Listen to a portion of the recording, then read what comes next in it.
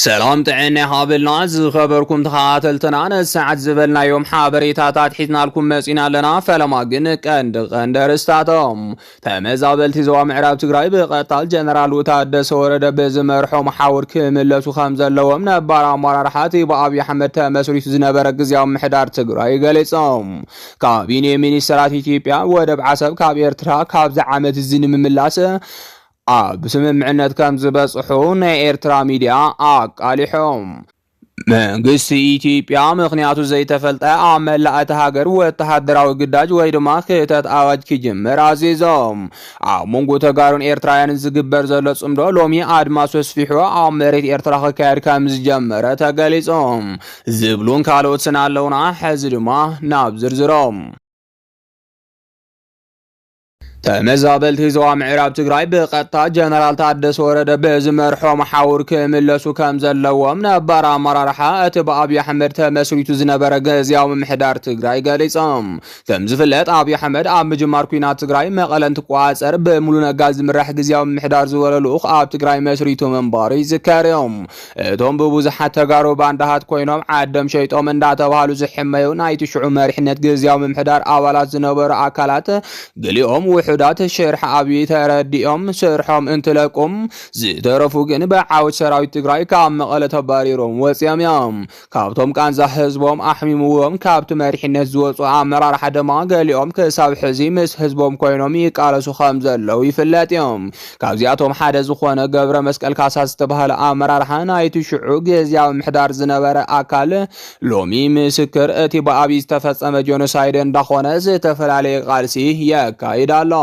أبز تفلالي مدرخ انداترخب دما شرح أبي أب لعل تقراي اندا فشله بوليتيكا شفت السرعات بالو اندا قبر يركب كابز تلعل دما لومي حزب تقراي نمخ حسن شرح أبي ممكانن برتع غالسي قبرو كابز اللو سبعات اتحاد مخوانو ينقر لهم بمسار زي دما لومي بزعام ملاسة مزابلتي زوام عراب تقراي انتغلال زوام عراب تقراي زورد اللاقف عنا عامل كيتو زغرو وصاوعيد كامز سعب غيرنا أغربنا يولنا عيسران 4 تقمتي 2013 عامة مرت ኣብ ልዕሊ ትግራይ ዝተኣወጀ ወራር ኩናት ስዒቦም ሰራዊት ትግራይ ናብ ማእከል ትግራይ ስትራቴጂካዊ ምንስሓብ ኣብ ዝገበረሉ ግዜም ግዝያዊ ወተሃደራዊ ልዕልና ዝረኸቡ ሰራዊት ኢትዮጵያ ሰራዊት ኤርትራ ፍሉይ ሓይሊ ምልሻን ክልል ኣምሓራም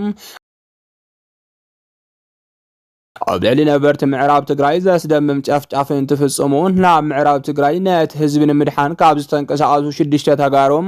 ኣነ ሓደ የነይረብል ከም ታሪኽ አጋጣሚ ኣብልዕ ነብርት معراب تقراي ዝተፈጸመ ግፍዕን በደልን ካብ ኣፍ እቶም ተመዛበልቲ ብእዝነይ ዝሰማዕኹም ብዓይነይ ዝረኣኹ ናይ መጀመርያ ሰብውን በመባል ከም ተጋሩ ነዚ ኣብልዕ ኣውሓትና ዝተፈጸመ ጨፍጫፍ ፍትሕ ክረከብ ዝተመዛበሉ ወገናትና ናብ መረበቶም ውሕስ ብዝኾነ መንገዲ ክምለሶም ፌደራል መንግስቲ ኢትዮጵያ ይኹን ንሱ ሓዚሉና ምዕራብ ትግራይ ዘእቶም ሓይልታት ዕላው ብዝኾነ መንገዲ ከወጾም ግዛታዊ ሓድነት ትግራይ በዘየማት መንገዲ ከረጋግጽ በሓደ ድምጽ መርገጽን ከነቃለሲ ዝገባ ይብል ኣብዚ ዋን እዚ ጉዳይ ተመዛበልቲ ወገናትና ዝተወረረ ግዛትናን ከፍጽም ከካተልን ከትግብርን ዝገባ ሕጋዊ ኣካል ከዓ በጀነራል ታደሰ ወረደ ዝምራሕ ግዝያዊ ምሕዳር ትግራይ ጥራሕዮም ካብዚ ሕጋዊ መስርሕ ወጻኢ እዚ ተመዛበልቲ ምዕራብ ትግራይ ላምበረበቶም ክምለሱ ምጉስጓስ ስቃይ ወገናትና ዘናውሕ ግዛታዊ ሓድነትና ናብ ዋጋ ዓዳጋ ዘእቱ መሰል ዓርሰ ውሳነ ህዝቢ ትግራይ ዘጥሕስ ትግራይን ህዝባን በዘይ መንግስቲ ዘትርፍ ኣዝዩ ሓደገኛ ፖለቲካዊ መንገዲ እዮም ጽባሕ ከቢድ ዋጋ ከፊልካ ካብ ምንሳሕ ሎሚ ብውነ ውሳነ ምንቅስቃስን ይምረጽ ክብል ጻውዒቱ የቕርብ ተጋሩ ኣብ ጉዳይ ግዛታዊ ሓድነትናን ህላወ ድሕነትናን ህዝብና ሓደ ዓይነት ዳኣምበር ክልተ ዓይነት መርገጽ ክህልወና ኣይግባን ፖለቲካ ካልእ ሰብኣውነትን ሰብኣዊ ክብርን ካልእ እዩ ብምባል ኣብ ጉዳይ ተፈናቀልቲ ዘለዎ እዋም ገሊጽሎም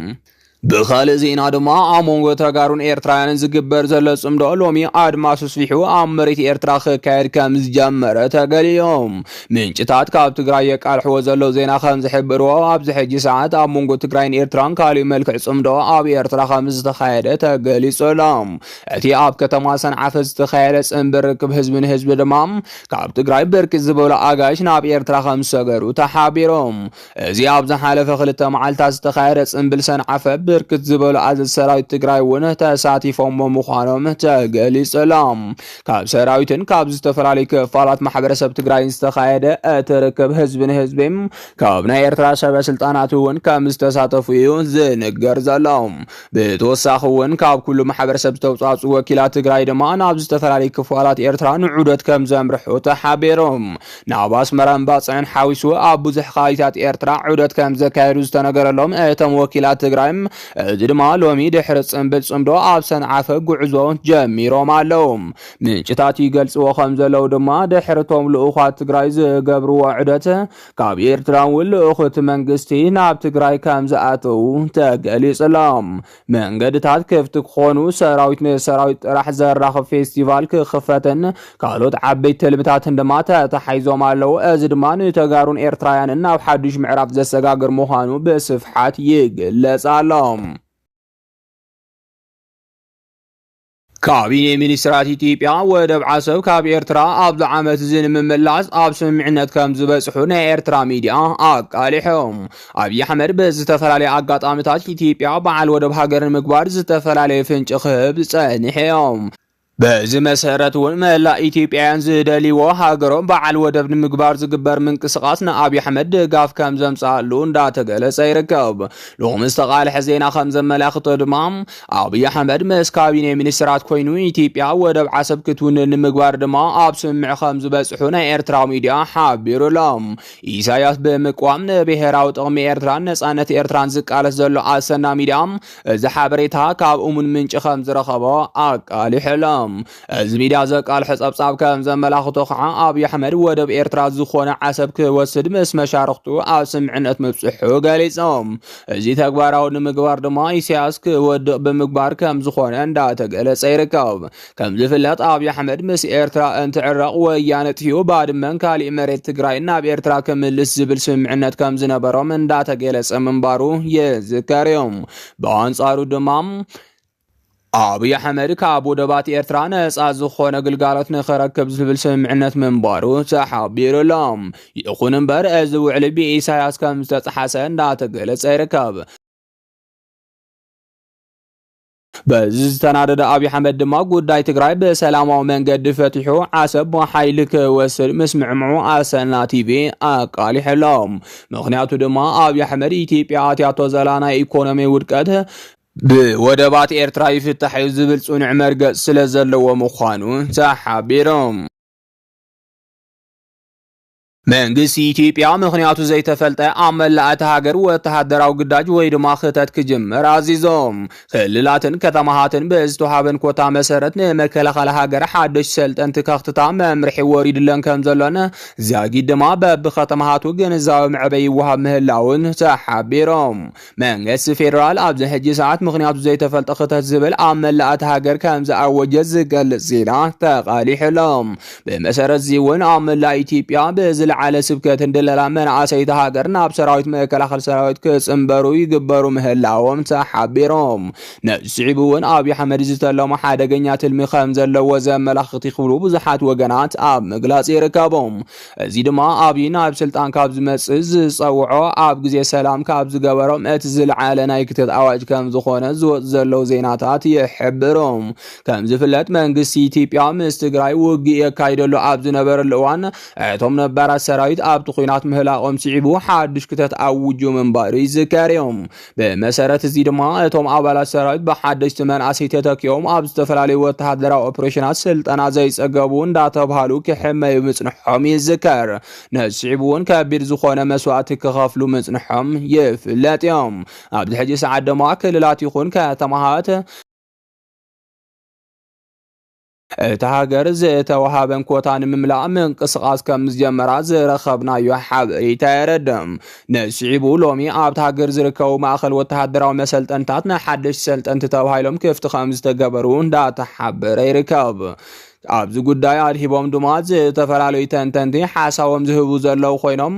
ኣብይ ኣሕመድ ወይ ምስ ትግራይ ወይ ምስ ኤርትራ ናብ ካሊእ ወተሃደራዊ ጎንፂ ከኣትወሉ ዝኽእል ዕድል ስለ ዝተፈጠረ ይኽብሉ ሓሳባቶም እንዳጋለጹ ይርከቦም። እዚ ከዓ ንሰላም እቲ ቀጠና ስጋት ዘምጽእ ወተሃደራዊ ምንቅስቓስ ይኽብሉ ብርክት ዝበሉ ወገናት ኣብ ምግላጽ ምህላዎም ንምፍላጥ ተኻኢሎም።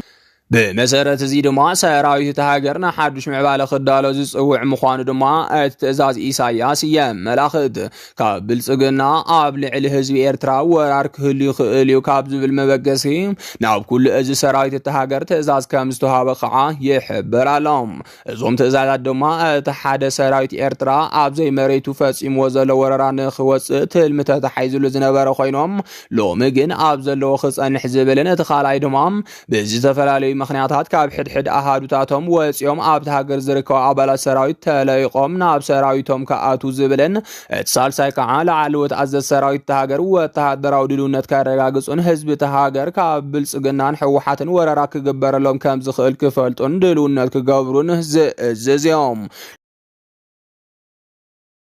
لو مدما بوغن إثيوبيا كتزبل وتهدراو صاوعت مقبارو سعيبهم نبوزحات سقات كوينولهم مقنياتو دما كالتيوم راحت زاري وزلو وتهدراو معبالتات نايت عنا خمزة يكونه يقل سلازليهم زي خبركم تخاتلتنا نساعد زبلنا يوم حابريتاتات نازيوم مسؤول نيروم نمكتالكم كاب لبنا مسجن